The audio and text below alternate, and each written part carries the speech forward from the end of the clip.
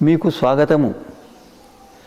భగవంతుడు మీకు ఉత్కృష్టమైన సంతానాన్ని ఇవ్వాలని, ఆరోగ్యకరమైన సంతానం ఇవ్వాలని, ఆ సంతానము ధనధాన్యాలను అనుభవిస్తుండాలని, రోగరహితమై బలిష్టమై జీవితంలో ఉన్నతిని సాధించాలని, మీ కీర్తికి అనుకూలంగా, మీ సమ్మానానికి గౌరవానికి అనుకూలంగా ఉండాలని నేను భగవంతుని ప్రార్థిస్తున్నాను.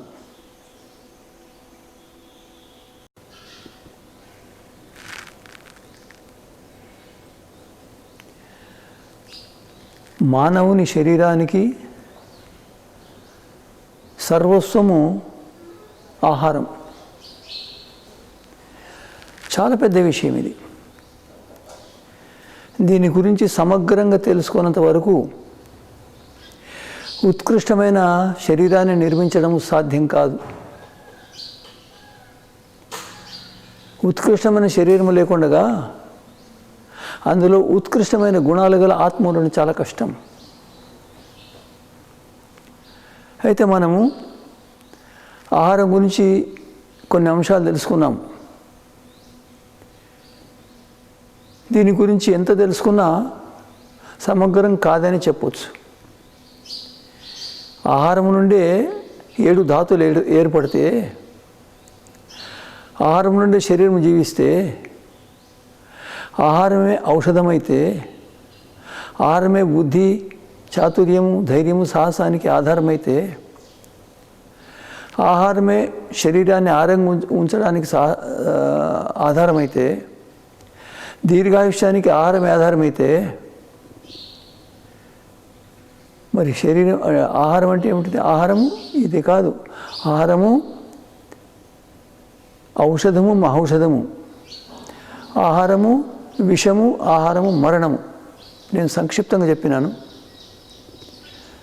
ఇవన్నీ తెలుసుకోకుండా మనము 100 సంవత్సరాల వరకు ఆరోగ్యంగా ఉండాలనుకుంటే అది సాధ్యం కాదు. ఇది ధనవంతులకే సాధ్యమని కాదు, ధనవంతులు కాదు, బీదవాళ్ళని కూడా సాధ్యమే. ఆహారం అందరు సేవిస్తారు. కొందరు పౌష్టికం సేవించవచ్చు, కొందరికి పౌష్టికాహారం దొరకకపోవచ్చు. కానీ సేవించే పద్ధతి అందరికీ సమానం. అందరు సేవిస్తారు. పౌష్టికాహారమా అపౌష్టికాహారమా అది వేరు సంగతి. అయితే ఇప్పుడు మనము ప్రముఖంగా ఆహారం గురించి తెలుసుకోవడానికి ప్రయత్నం చేస్తాం. ఆహారం గురించి తెలుసుకున్నాము. ఆహార సేవన విధి, ఆహారాన్ని ఏ విధంగా సేవించాలనే విషయము చాలా విస్తృతం, విశాలము, మహత్వము. కొంతమంది కానీ ఆహారం సేవించేది సామాన్యంగా ఆహారం సేవిస్తారు సరే, అది సమస్త ప్రాణులకు ఆహారం సేవించే విధం తెలుసు, కానీ మనుషులకు మాత్రం తెలియదు. పశువులకు ఆహారం ఎప్పుడు సేవించాలి, ఎప్పుడు సేవించకూడదు, ఎంత సేవించాలి, ఎంత సేవించకూడదు, ఏది సేవించాలి, ఏది సేవించకూడదు అన్నీ బాగా తెలుసు. తెలియదు ఎవరికి? మనుషులకు. నేను ఇప్పుడు ఆహారాన్ని మహౌషధం అన్నాను, ఆహారాన్ని విషం అన్నాను, ఆహారాన్ని మరణం అన్నాను. యథార్థం. వస్తువును ఉపయోగించే పద్ధతి కూడా ఉంటుంది.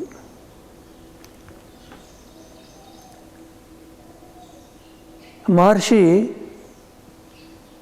అగ్నివేశుడు చరకశాస్త్రంలో ఆహారం గురించి వ్రాస్తూ ఏమనంటే, యథాగ్ని యథావిషం యథాశాస్త్రం, యథాగ్ని అశనిస్తత అశనిర్యథ. అంటే ఆహారాన్ని 4 అంశాలతో పోల్చినాడు. యథా విషం, విషం ఏ విధంగా ఉంటుందో ఆ విధంగా. విషం అంటే అమృతం అనుకోండి, ఒకటి అమృతం ఒకటి విషం. అమృతం అనే పదార్థం ఏముండదు, కానీ విషం అనే పదార్థం మాత్రం ఉంటుంది. యథా విషం, విషము తినగానే చనిపోతాడు మనుషుడు. విషమును సేవించే పద్ధతి కూడా ఉంటుంది. విషాన్ని చావకుండా సేవించగలుగుతాం. ఎట్లా అంటే చిన్నప్పటి నుండి కొద్దిగా విషం కలిపి ఇస్తుంటే కొన్నేళ్ల తర్వాత ఆ విషంతో చావడు, కొన్నేళ్ల వరకు సేవించిన చావడు. అప్పుడు ఒక్కొక్కసారి 5 గ్రాముల విషం దీన్ని కూడా చావకుండా ఉంటాడు. కానీ ఒక మనిషినికి మనం మొట్టమొదటిసారి 5 గ్రాముల విషం ఇస్తే చనిపోతాడు అప్పటికప్పుడే. అయితే ఆహారము ఔషధము, ఆహారం మహౌషధం. ఔషధమే ఒకవేళ విషంగా మారిపోతే, పద్ధతికి విరుద్ధంగా సేవించినప్పుడు విషంగా మారిపోతే మహౌషధము మహా ఔషధం మహావిషంగా మారిపోతుంది. విషం ఏ విధంగా శరీరాన్ని నాశనం చేస్తుందో అదేవిధంగా పద్ధతి లేకుండా పద్ధతికి విరుద్ధంగా సేవించిన ఆహారము విషం వలె మనుషునికి అపకరిస్తుంది, అపకారం చేస్తుంది, హాని కలుగజేస్తుంది. యథాశాస్త్రం ఒక వ్యక్తి యుద్ధక్షేత్రానికి వెళ్ళి శస్త్రాస్త్రాల ద్వారా యుద్ధం చేసి శత్రువుల నుండి దేశాన్ని రక్షిస్తాడు. ఆ శస్త్రాస్త్రాలను వాడే పద్ధతి తెలిసిన వ్యక్తి అట్లా చేయగలుగుతాడు. లేనిడల ఆ శస్త్రాస్త్రాలు తెలియని వ్యక్తి వాటిని వాడడానికి వీలేదు. వాడినా వాటిని శత్రువుల కొరకు వాడవలసింది అతడు తెలియక తన కొరకు కూడా వాడుకునే అవకాశం ఉంటుంది. శస్త్రాన్ని ఉపయోగించే వానిపైన ఉంటుంది. అగ్ని కూడా అంతే. అగ్ని ద్వారా మనం వంట చేసుకొని భోజనం చేసుకోవచ్చు. అయితే అగ్ని ద్వారా గుడిసెని కాలబెట్టుకోవచ్చు, ఇల్లుని కాలబెట్టుకోవచ్చు, శరీరాన్ని కాలబెట్టుకోవచ్చు. అగ్ని వాడి వానిపైన ఉంటుంది, దాన్ని ఉపయోగించుకునే వానిపైన ఉంటుంది. అగ్నిలో సామర్థ్యం ఉంది, అంతే ఉంటుంది. అగ్నిలో సామర్థ్యం మారదు. కానీ ఉపయోగించే పద్ధతి ప్రకారంగా దాని ప్రభావం కనిపిస్తుంది. అశని వజ్రాన్ని ప్రయోగిస్తే రాళ్ళు పగిలిపోతాయి. ఆ వజ్రాన్ని ఆభూషణంగా చేసుకుంటారు. వాటి ధర లక్షల రూపాయలు. కోహినూరు వజ్రం ఉన్నది, దానికి కోటాను కోట్ల రూపాయలు. అటువంటి వజ్రము ప్రపంచంలో లేదు. దాన్ని ఆంగ్లేయులు ఇక్కడ నుంచి తీసుకొని వెళ్ళిపోయినారు.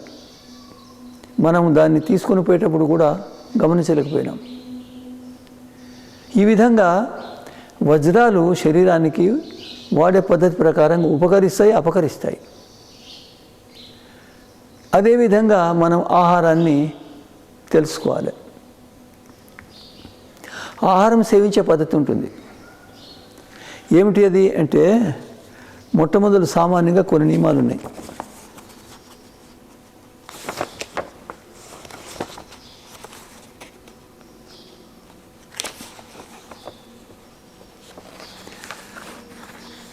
సామాన్యంగా మనము కాళ్ళు కడుక్కోవాలి, చేతులు కడుక్కోవాలి, నోరు కడుక్కోవాలి,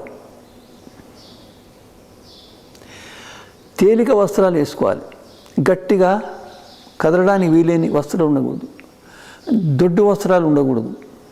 చలి నుండి రక్షించుకోవడానికి అవసరమే, కానీ తేలిక అవసరం. ఇప్పుడు ఈ దేశంలో వేడి దేశం కాబట్టి తేలిక వస్త్రాలు ఉండాలి.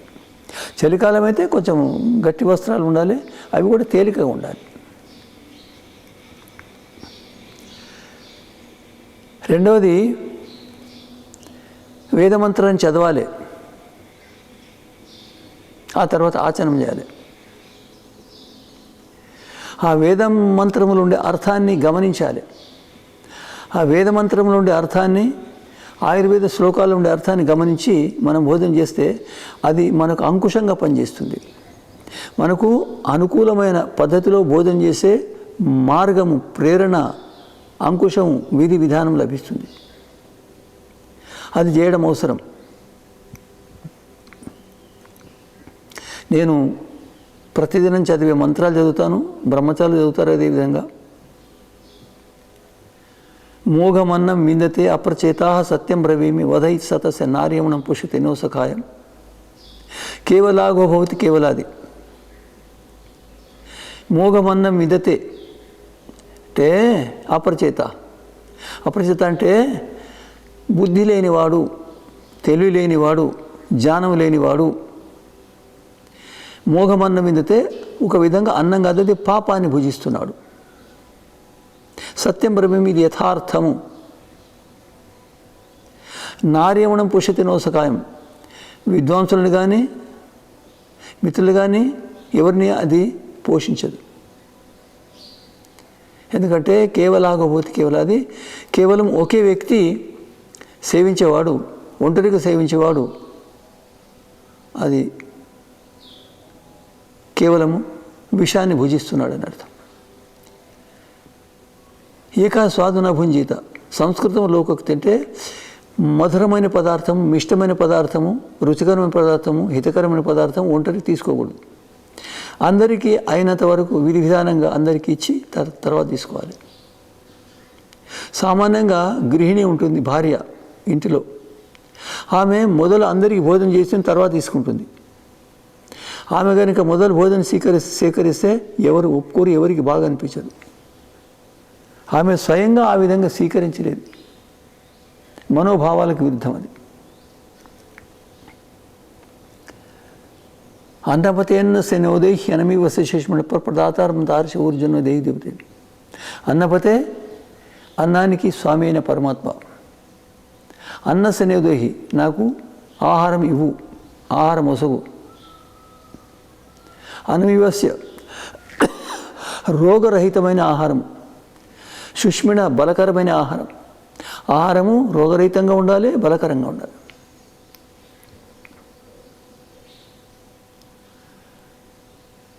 ప్రదాతారం తారిష. అన్నాన్ని ఒసిగి అతన్ని రక్షించాలి. ఊర్జం నో దేహి. మాకు బలాన్ని, శక్తిని, సాహసాన్ని ప్రదర్శించు. మా 2 కాళ్ళు గల ప్రాణులకు, 4 కాళ్ళు గల ప్రాణులకు, అనేక కాళ్ళు గల ప్రాణులకు, సమస్త ప్రాణులకు పుష్టినిచ్చును గాక. ఇంకోటి ఆయుర్వేదంలో ఒక శ్లోకం అనేది, నరో హితాహార విహార సేవి.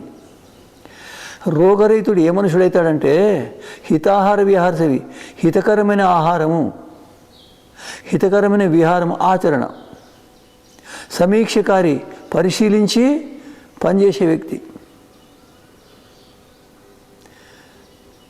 విశేషాసక్త. ఇంద్రియాల విషయాల్లో ఆసక్తుడు కాకూడదు, అనాసక్తుడు కావాలి. ఆసక్తుడై విషయాలను సేవిస్తే శరీరానికి అధికమయ్యి, శరీరానికి విరుద్ధంగా ఉండి శరీరాన్ని పాడు చేస్తుంది, ఆరోగ్యం పాడైపోతుంది.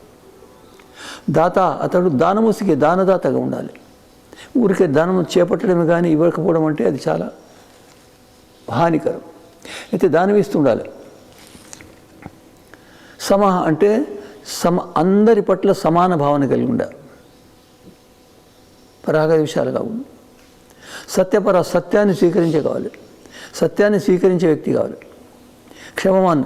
ఎవరైనా కష్టాన్ని వసిగితే సహించే వ్యక్తి, సహించే సామర్థ్యం గల వ్యక్తి కావాలి. ఆప్త పురుషులు, రాగద్వేష రహితులు, భగవంతుని సాక్షాత్కారం చేసుకున్నవారు, ధర్మాన్ని సాక్షాత్కారం చేసుకున్నవారు ఆప్త పురుషులు. వారు ప్రాణుల హితం కొరకే ప్రయత్నిస్తారు. వారిలో స్వార్థం అనేది ఉండదు, పక్షపాతం ఉండదు. అటువంటి వ్యక్తి రోగరహితుడు కాగలుగుతాడు.